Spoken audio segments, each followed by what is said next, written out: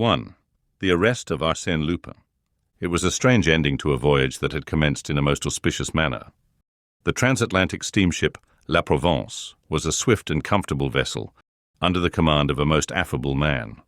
The passengers constituted a select and delightful society. The charm of new acquaintances and improvised amusements served to make the time pass agreeably. We enjoyed the pleasant sensation of being separated from the world, living, as it were, upon an unknown island, and consequently obliged to be sociable with each other. Have you ever stopped to consider how much originality and spontaneity emanate from these various individuals, who, on the preceding evening, did not even know each other, and who are now, for several days, condemned to lead a life of extreme intimacy, jointly defying the anger of the ocean, the terrible onslaught of the waves, the violence of the tempest, and the agonizing monotony of the calm and sleepy water? Such a life becomes a sort of tragic existence, with its storms and its grandeurs, its monotony and its diversity. And that is why perhaps we embark upon that short voyage with mingled feelings of pleasure and fear. But during the past few years, a new sensation had been added to the life of the transatlantic traveller. The little floating island is now attached to the world from which it was once quite free. A bond united them, even in the very heart of the watery wastes of the Atlantic. That bond is the wireless telegraph, by means of which we receive news in the most mysterious manner. We know full well that the message is not transported by the medium of a hollow wire. No, the mystery is even more inexplicable, more romantic, and we must have recourse to the wings of the air in order to explain this new miracle. During the first day of the voyage, we felt that we were being followed, escorted, preceded even, by that distant voice which from time to time whispered to one of us a few words from the receding world. 2 friends spoke to me. 10, 20 others sent gay or sombre words of parting to other passengers. On the second day, at a distance of 500 miles from the French coast, in the midst of a violent storm, we received the following message by means of the wireless telegraph. Arsène Lupin is on your vessel first cabin, blonde hair, wound right forearm, travelling alone under name of R. At that moment, a terrible flash of lightning rent the stormy skies. The electric waves were interrupted. The remainder of the dispatch never reached us. Of the name under which Arsène Lupin was concealing himself, we knew only the initial. If the news had been of some other character, I have no doubt that the secret would have been carefully guarded by the telegraphic operator as well as by the officers of the vessel. But it was one of those events calculated to escape from the most rigorous discretion. The same day, no one knew how, the incident became a matter of current gossip, and every passenger was aware that the famous Arsène Lupin was hiding in our midst. Arsène Lupin in our midst, the irresponsible burglar whose exploits had been narrated in all the newspapers during the past few months. The mysterious individual with whom Ganimard, our shrewdest detective, had been engaged in an implacable conflict amidst interesting and picturesque surroundings. Arsène Lupin, the eccentric gentleman who operates only in the chateaux and salons, and who one night entered the residence of Baron Schaumann, but emerged empty-handed, leaving, however, his card on which he had scribbled these words: Arsène Lupin, Gentleman-Burglar, will return when the furniture is genuine. Arsène Lupin, the man of 1,000 disguises, in turn a chauffeur, detective, bookmaker, Russian physician, Spanish bullfighter, commercial traveller, robust youth, or decrepit old man. Then consider this startling situation. Arsène Lupin was wandering about within the limited bounds of a transatlantic steamer, in that very small corner of the world, in that dining saloon, in that smoking room, in that music room. Arsène Lupin was perhaps this gentleman, or that one, my neighbour at the table, the sharer of my stateroom. And this condition of affairs will last for 5 days, exclaimed Miss Nellie Underdown next morning. It is unbearable. I hope he will be arrested. Then addressing me, she added, And you, Monsieur d'Andrézy, you are on intimate terms with the captain. Surely you know something. I should have been delighted had I possessed any information that would interest Miss Nellie. She was one of those magnificent creatures who inevitably attract attention in every assembly. Wealth and beauty form an irresistible combination, and Nellie possessed both. Educated in Paris, under the care of a French mother, she was now going to visit her father, the millionaire underdown of Chicago. She was accompanied by one of her friends, Lady Jerland. At first I had decided to open a flirtation with her, but in the rapidly growing intimacy of the voyage, I was soon impressed by her charming manner, and my feelings became too deep and reverential for a mere flirtation. Moreover, she accepted my attentions with a certain degree of favour. She condescended to laugh at my witticisms and display an interest in my stories. Yet I felt that I had a rival in the person of a young man with quiet and refined tastes, and it struck me, at times, that she preferred his taciturn humour to my Parisian frivolity. He formed one in the circle of admirers that surrounded Miss Nellie at the time she addressed to me the foregoing question. We were all comfortably seated in our deck chairs. The storm of the preceding evening had cleared the sky. The weather was now delightful. "I have no definite knowledge, mademoiselle," I replied, "but cannot we ourselves investigate the mystery quite as well as the detective Ganimard, the personal enemy of Arsène Lupin?" Oh, you are progressing very fast, monsieur." "Not at all, mademoiselle. In the first place, let me ask, do you find the problem a complicated one?" "Very complicated." "Have you forgotten the key we hold for the solution to the problem?" "What key?" "In the first place, Lupin calls himself Monsieur R." "Rather vague information," she replied. "Secondly, he's travelling alone." "Does that help you?" she asked. "Thirdly, he is blonde." "Well?" "Then we have only to peruse the passenger list and proceed by process of elimination." I had that list in my pocket. I took it out and glanced through it. Then I remarked, "I find that there are only 13 men on the passenger list whose names begin with the letter R." "Only 13? "Yes, in the first cabin. And of those 13, I find that 9 of them are accompanied by women, children, or servants. That leaves only 4 who are travelling alone. First, the Marquis de Raverdan." "Secretary to the American ambassador," interrupted Miss Nellie. "I know him." "Major Rawson," I continued. "He is my uncle," someone said. "Monsieur Rivolta." "Here," exclaimed an Italian, whose face was concealed beneath a heavy black beard. Miss Nellie burst into laughter and exclaimed, "That gentleman can scarcely be called a blonde." "Very well, then," I said. "We are forced to the conclusion that the guilty party is the last one on the list." "What is his name?" "Monsieur Rosen. Does anyone know him?" No one answered, but Miss Nellie turned to the taciturn young man, whose attentions to her had annoyed me, and said, "Well, Monsieur Rosen, why do you not answer?" All eyes were now turned upon him. He was a blonde. I must confess that I myself felt a shock of surprise, and the profound silence that followed her question indicated that the others present also viewed the situation with a feeling of sudden alarm. However, the idea was an absurd one, because the gentleman in question presented an air of the most perfect innocence. "Why do I not answer?" he said. "Because considering my name, my position as a solitary traveller, and the colour of my hair, I have already reached the same conclusion, and now think that I should be arrested." He presented a strange appearance as he uttered these words. His thin lips were drawn closer than usual, and his face was ghastly pale, whilst his eyes were streaked with blood. Of course he was joking, yet his appearance and attitude impressed us strangely.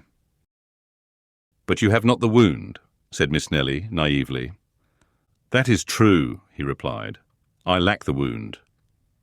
Then he pulled up his sleeve, removing his cuff, and showed us his arm. But that action did not deceive me.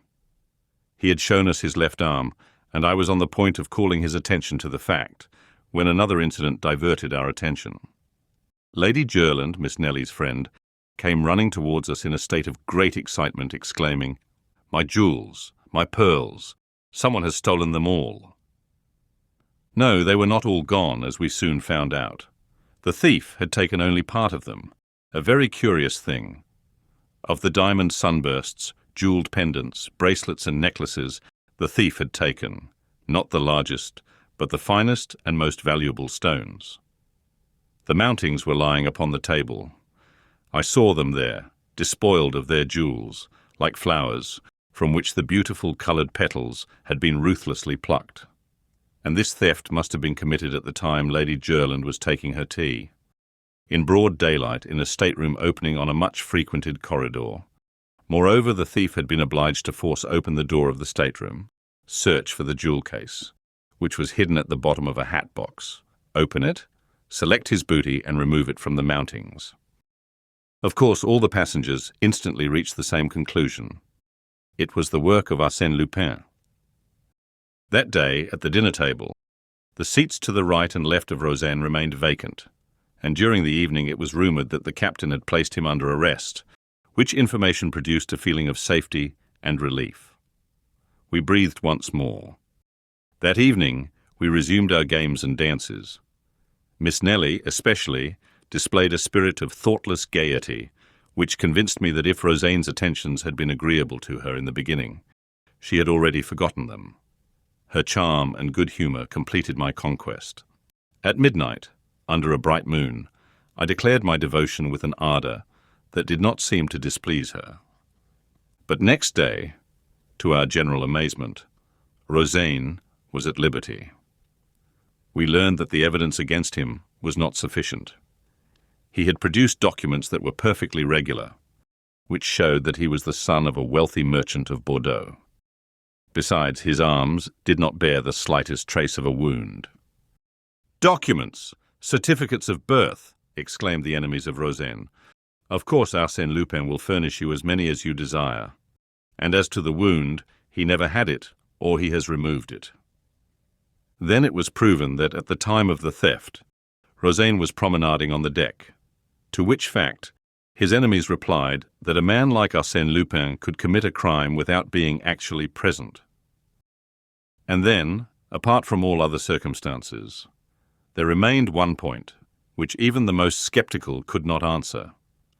Who except Rozaine was travelling alone, was a blonde, and bore a name beginning with R? To whom did the telegram point, if it were not Rozaine? And when Rozaine, a few minutes before breakfast, came boldly toward our group, Miss Nelly and Lady Jerland arose and walked away. An hour later, a manuscript circular was passed from hand to hand amongst the sailors, the stewards, and the passengers of all classes. It announced that Monsieur Louis Rozaine offered a reward of 10,000 francs for the discovery of Arsène Lupin, or other person, in possession of the stolen jewels. "And if no one assists me, I will unmask the scoundrel myself," declared Rozaine. Rozaine against Arsène Lupin, or rather, according to current opinion, Arsène Lupin himself against Arsène Lupin. The contest promised to be interesting. Nothing developed during the next 2 days. We saw Rozaine wandering about day and night, searching, questioning, investigating. The captain also displayed commendable activity. He caused the vessel to be searched from stem to stern, ransacked every stateroom under the plausible theory that the jewels might be concealed anywhere except in the thief's own room. "I suppose they will find out something soon," remarked Miss Nelly to me. "He may be a wizard, but he cannot make diamonds and pearls become invisible." "Certainly not," I replied, "but he should examine the lining of our hats and vests and everything we carry with us." Then, exhibiting my Kodak, a 9x12 with which I had been photographing her in various poses, I added, "In an apparatus no larger than that, a person could hide all of Lady Jerland's jewels. He could pretend to take pictures and no one would suspect the game."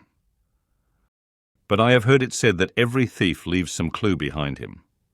"That may be generally true," I replied, "but there is one exception, Arsène Lupin." "Why?"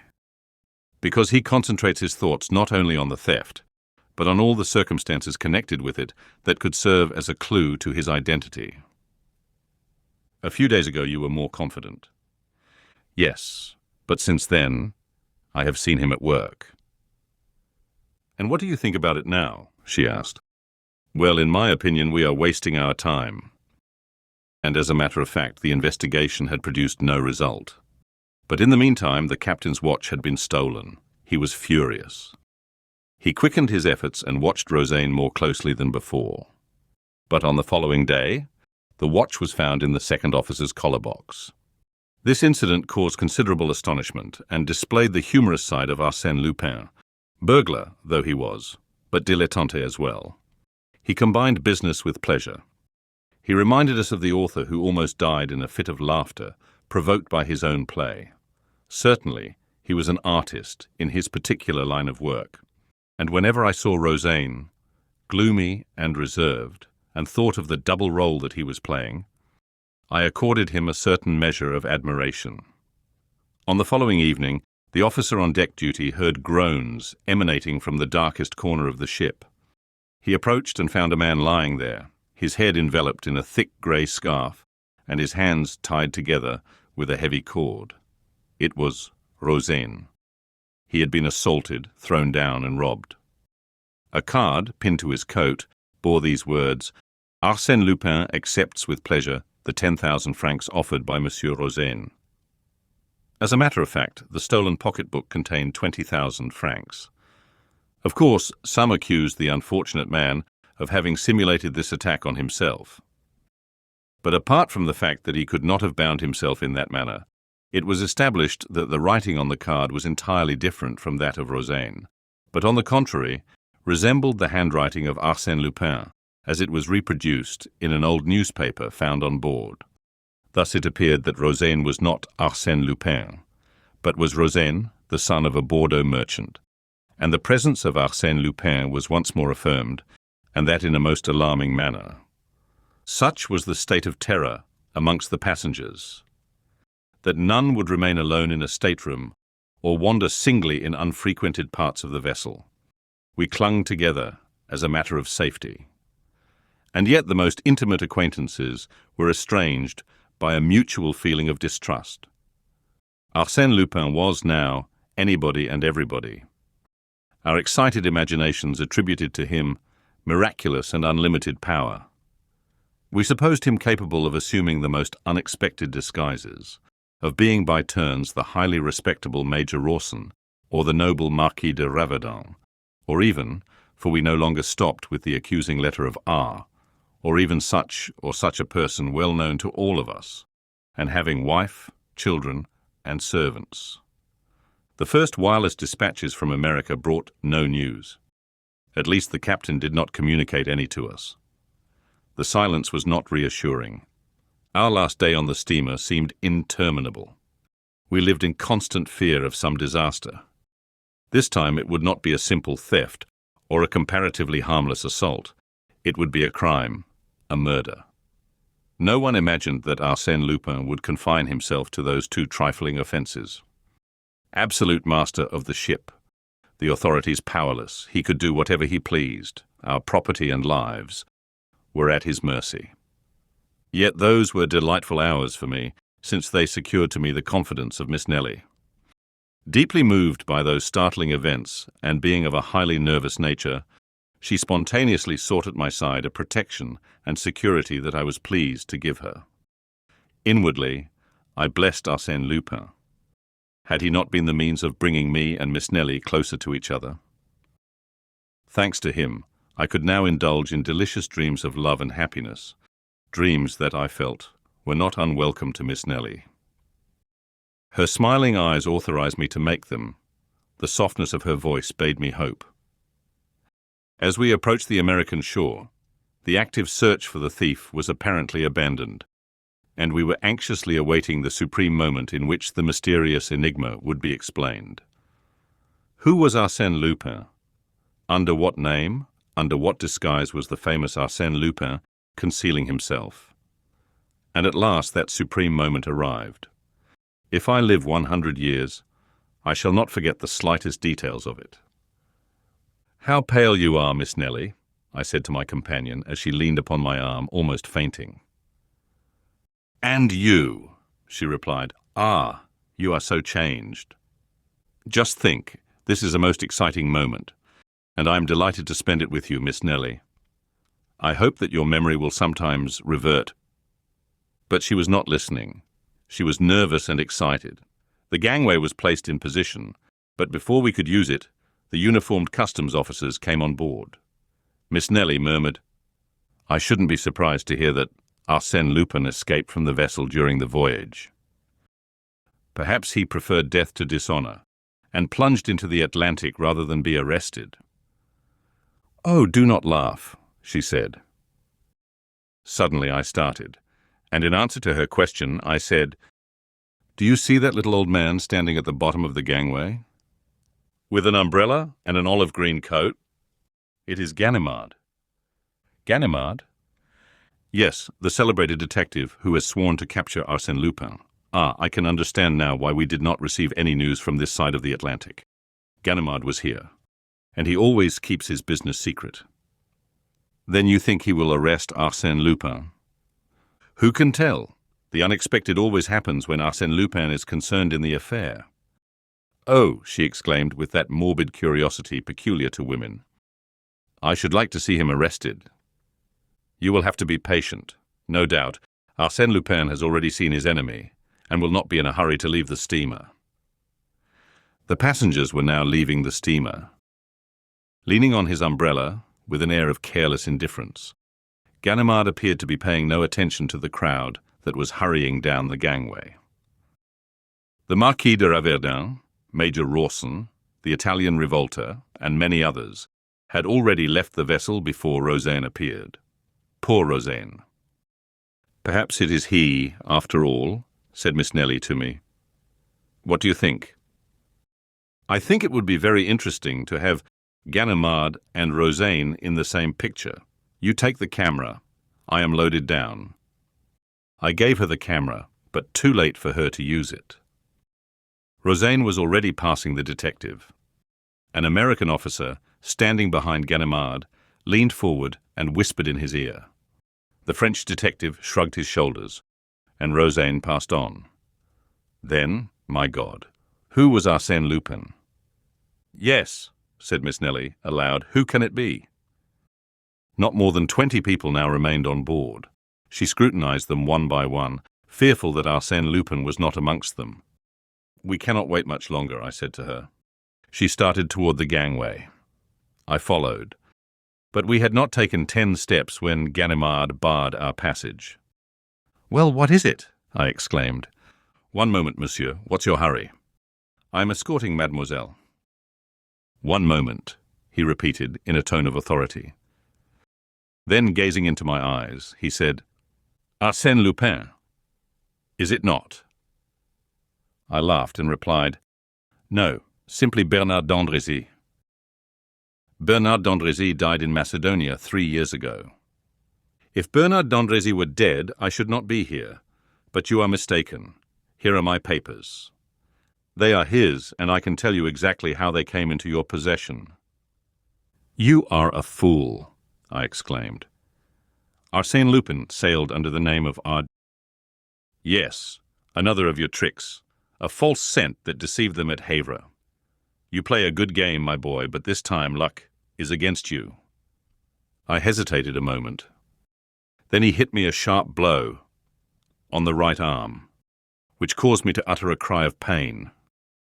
He had struck the wound yet unhealed, referred to in the telegram. I was obliged to surrender. There was no alternative. I turned to Miss Nelly, who had heard everything. Our eyes met. Then she glanced at the kodak I had placed in her hands and made a gesture that conveyed to me the impression that she understood everything. Yes, there, between the narrow folds of black leather, in the hollow center of the small object that I had taken the precaution to place in her hands before Ganimard arrested me. It was there I had deposited Rozaine's 20,000 francs and Lady Jerland's pearls and diamonds. Oh, I pledge my oath that, at that solemn moment when I was in the grasp of Ganimard and his 2 assistants, I was perfectly indifferent to everything. To my arrest, the hostility of the people, everything except this one question. What will Miss Nelly do with the things I had confided to her?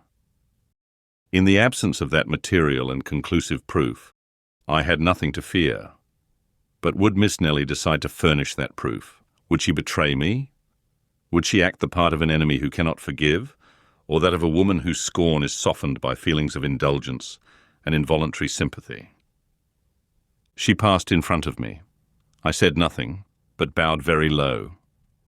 Mingled with the other passengers, she advanced to the gangway with my kodak in her hand. It occurred to me that she would not dare to expose me publicly, but she might do so when she reached a more private place.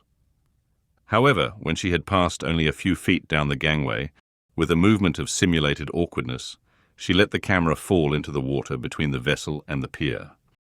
Then she walked down the gangway and was quickly lost to sight in the crowd. She had passed out of my life forever. For a moment I stood motionless. Then, to Ganimard's great astonishment, I muttered, "What a pity that I am not an honest man."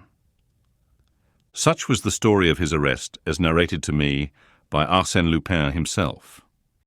The various incidents, which I shall record in writing at a later day, have established between us certain ties. Shall I say of friendship? Yes, I venture to believe that Arsène Lupin honors me with his friendship, and that it is through friendship that he occasionally calls on me and brings into the silence of my library his youthful exuberance of spirits, the contagion of his enthusiasm, and the mirth of a man for whom destiny has naught but favours and smiles. His portrait, how can I describe him? I have seen him 20 times, and each time he was a different person. Even he himself said to me on one occasion, "I no longer know who I am. I cannot recognize myself in the mirror." Certainly he was a great actor, and possessed a marvelous faculty for disguising himself. Without the slightest effort, he could adopt the voice, gestures, and mannerisms of another person. "Why," said he, "why should I retain a definite form and feature? Why not avoid the danger of a personality that is ever the same? My actions will serve to identify me."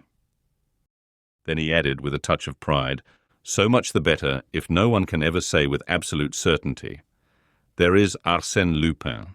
The essential point is that the public may be able to refer to my work and say without fear of mistake, 'Arsène Lupin did that.'"